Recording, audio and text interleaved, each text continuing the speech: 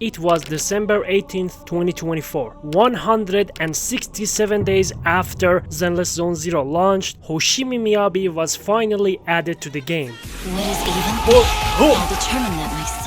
She had been hyped since the original trailer, teased as a Void Hunter from the very first time you see her in the game, and when she finally dropped, she didn't disappoint. Miyabi released during what was basically the golden age of Anomaly, and she didn't just sit at the top, she stood head and shoulder above everyone else. Jane and Yanagi were respectable at the time, but next to Miyabi, their damage looked laughable. But Miyabi wasn't alone. With her release came the new game mode Deadly Assault. Deadly Assault is an end-game mode in ZZZ with 3 bosses. You need to get a score of 20k to earn 3 stars for each boss, and a maximum of 6 stars are needed if you want the full rewards. 9 stars are just for bragging rights. And while there were many bosses in Deadly Assault, with Miyabi's release there was a boss that was clearly different. When you release a character like Miyabi, it's not enough to just make her strong. People won't pull for her like that. You also need to make sure the game rewards having her. That means building a wall so tall that climbing it without her feels miserable. That wall was Bringer. Bringer was an Icewick anomaly focused boss, resistant to physical damage, meaning no Jane, no Piper, and none of the other free physical characters like Billy, Nekomata, or Koren. If Bringer was just a normal boss, all of this wouldn't matter that much. But Miyabi's release also introduced the first truly cruel time-wasting mechanic in the game. Mid-fight, Bringer teleports out of the arena and summons a hand. If you don't destroy that hand fast enough, he starts beating the absolute shit out of you and wasting your time. Who could really destroy that hand in time? Miyabi. Was it possible to clear Bringer without her? Yes,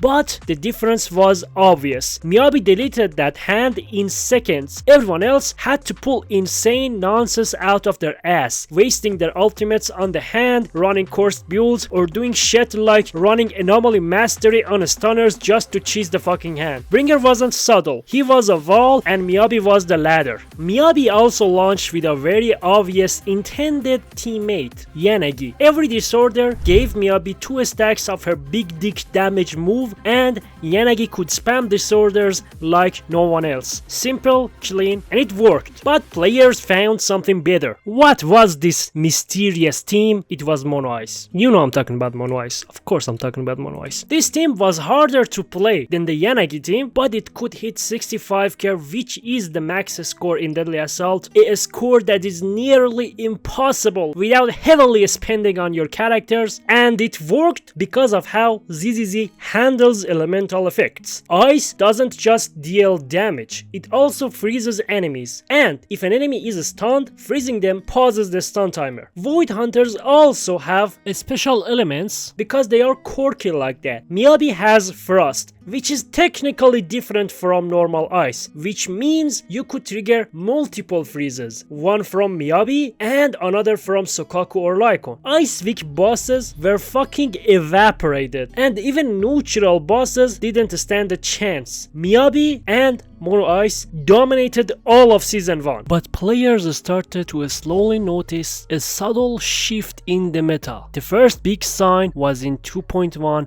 with the release of Yuzuha. She was the second limited support, and if the first limited support was anything to go off on, she was going to be busted. And she was. She increased anomaly build-up rate, and that alone meant significantly more damage for anomaly teams. And at the same time, Hoyoverse quietly raised anomaly build-up resistance across almost every single boss. So what happened? Lycon got kicked out of the Mono Ice team, and Yuzuha took his place, and we now have the mysterious Yuzu Ice team. But over the next few patches, the game pushed back harder and harder. Ice resistances, anomaly counters, and Miyabi stopped being the character that deleted every single boss. She didn't become trash because of this. She went from I kill every single boss to I kill what I'm supposed to kill. If a boss is Icewick or is from Season 1, she still fucking delivers, even without Yuzuha. This pushback against Miyabi mainly hurts other ice agents, but I will talk about that at the end of the video. Time for a little sponsor break. Do you want a cheaper and safer way to top up in your favorite games? Enjoygm makes it simple. Just choose your game, select the top up you need, and complete your order in seconds. They offer prices lower than the official stores with special discounts that help you save more. Top ups are delivered instantly, and there's 24/7 real customer support if anything comes up. It's fully secure, and you never have to enter your account password when topping up. For games like Genshin Impact, Honkai Star Rail, Zenless Zone Zero, and Wuthering Waves, this is faster, safer, and more affordable than any other way to play. Click my special link to get started. Yixuan was the second Void Hunter, and she represented a very different approach. She is an Arctic Ink Rupture Ether agent, and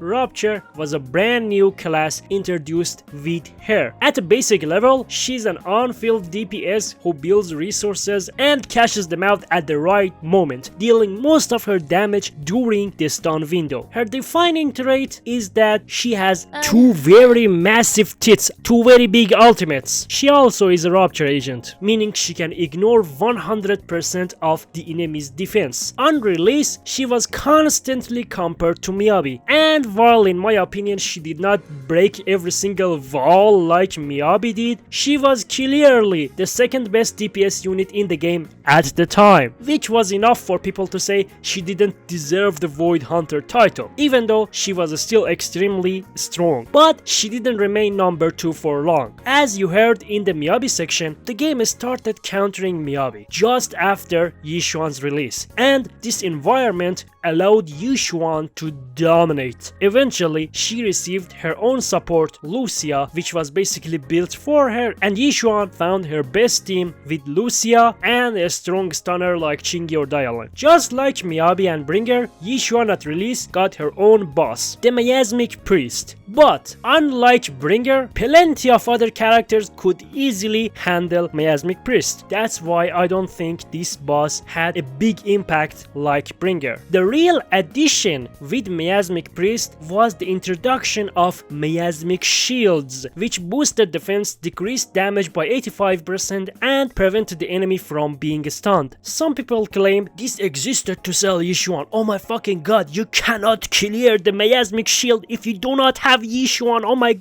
I can't believe this. Oh my god, Zenless Zone Zero is such a bad game. This shit didn't matter at all. Even though she ignored defense, the damage reduction that Miasmic Shield provided is still applied to Yixuan as well. This basically means that every single agent in the game deals with the Miasmic Shield the same way. You just have to hit the fucking enemy and break the fucking shield. Every single team in the game can fucking do this. So overall, Yixuan is a very strong character deserving of the Void Hunter title. And while people might debate whether she was strong from the beginning or she got strong because she was favored by Hoyo, which to be fair she kind of was, nobody can deny that she was fucking strong. And now we talk about the last Void Hunter ever released in Zenless Zone Zero, because she kind of released 3 weeks ago or something. Shingalingalingalingalingalingaling, Ye Shuangguang. She is a honed age attack agent. Honed age is basically just physical, but because she's a Void Hunter and she's quirky like that, she has to be honed age instead of physical. Anyway, she has 2 states: brown hair state and white hair state, which I will respectively call calm and shit state. In shit state, you keep attacking the enemy and fill up the funny bar under her HP bar, which I will just call the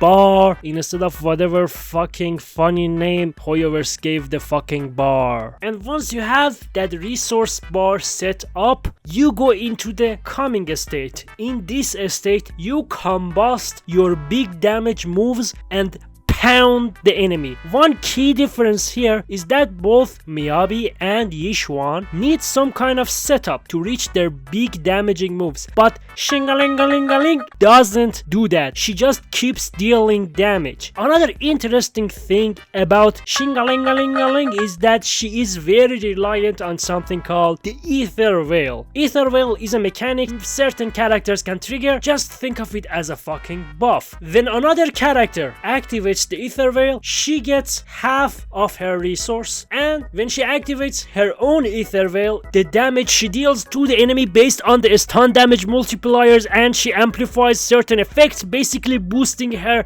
efficiency in combat without requiring setup. Damn, that's so fucking hard to explain. Anyway, I said all of that, but could have just said press basic attack till you develop carpal tunnel and the enemy is dead. That's just basically how you play Ye Shuangguang. When she released, she came with her own boss, Primordial Nightmare. This boss has two main gimmicks. The first gimmick is a phase where the boss forces you to parry its attacks, but without the usual parry indicator. It's kind of disorienting when you fight that little bitch the first time, but after a few attempts, you will understand the rhythm, no worries. The second gimmick is that the boss constantly enters a miasmic state, and this is where Ye Shuangguang benefits directly, because she can remove miasmic shields extremely quickly while in her calm state. Just like Bringer was built for Miyabi and the miasmic priest existed alongside Yixuan, Primordial Nightmare was clearly designed to push Ye Shuangguang to the front. But this boss also has very high anomaly buildup and roughly half the defense of most other bosses, which is directly countering Miyabi and Yixuan. You know, when you have half the defense of usual bosses, there just isn't enough defense to ignore. At the same time, this boss wasn't actually that hard. If you had other strong attack type characters, you could still deal with it just fine. Ye Shuangguang wasn't mandatory. She was just the most efficient option. And that is what makes Ye Shuangguang different. She doesn't bend the rules. She snaps them in fucking half. She doesn't need no setup. She doesn't need to wait for a stun. If you want a higher score with Ye Shuangguang, just ignore all the enemy's mechanics. We don't care about that anymore. Just kill the fucking boss. Just pound the boss. Who fucking cares? So that's the story of Void Hunters in Zenless Zone Zero so far. From Miyabi bending the meta with sheer power to Yixuan thriving with sheer force. And finally, Ye Shuangguang just tearing through everything in her path. They each changed the game in a way no other agent could. They aren't just characters, they are statements. Each new Void Hunter isn't just about adding another strong unit, it's about reshaping how we think about the game, the bosses, and the teams we build. And that's the beauty of it all. No two Void Hunters work the same way, and no two metas last forever. Power rises, pushback happens, and the game keeps evolving. I wrote this part way too fucking dramatic. I can't take it seriously. If you want to understand Zenless Zone Zero's meta, the Void Hunters are your roadmap. And honestly, watching it all unfold is half the fun. But I also mentioned that I will talk about the agents that will get fucked by Void Hunters, which is something that will eventually happen to your favorite agents. When Miyabi got countered very hard, characters like Hugo and Ellen kind of got fucked. Yixuan kind of fucked Zhuyuan, which was the only character that got fucked, fortunately or unfortunately, if you like that massive police ass. And I assume the same thing will happen with Ye Shuangguang. Why? Hoyoverse loves her now, then they're gonna counter her, and then the age of Nekomata will finally be over. She has been reigning supreme for far too long. Ye Shuangguang will get rid of Nekomata. Thank you for watching. I'm sorry I wasn't making videos. If you don't know, my country went under a digital blackout basically for 2 weeks, and I couldn't do anything. I only jerked off and watched Jake Gyllenhaal movies. Other than that, I didn't do anything. Thank you so much for watching. I will see you on the next one. Peace out.